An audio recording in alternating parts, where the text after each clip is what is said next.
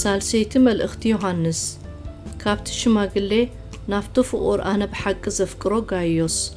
ኣታ ፍቁር ከምቲ ነፍስኻ ዝጠዓየት ብኩሉ ድሓን ክትህሉን ክትዕን እምነየልካ ኣለኹ ንስኻ በታ ሓቂ ትመላለስ ከም ዘለኻ ኣሕዋት መጺኦም ስለ እቲ ኣባኻ ዘላ ሓቂ ብምስካሮም ብዙሕ ተሓጎስኩ ኣነ እቶም ደቀይ ብሓቂ ከም ዝመላለሱ ካብ ምስማዕ ዝዓቢ ሓጎስ የብለይን ኣታ ፍቁረይ እቲ ነቶም ኣሕዋትን ኣጋይሽን እትገብሮ ዘለኻ ዘበለ ተኣሚንካ ትገብሮ ኣለኻ እዚኣቶም ብናይ ፍቅርኻ ኣብ ቅድሚ ማሕበር መስኪሮም ኣለዉ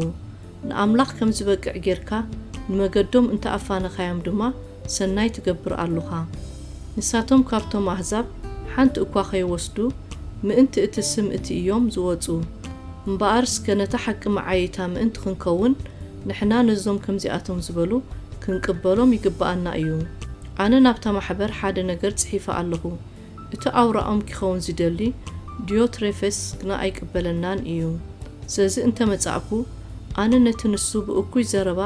እናጸረፈና ዝገብሮ ዘሎ ግብሪ ከዘክሮ እየ በዚ ድማ ምእካል ኣብይዎስ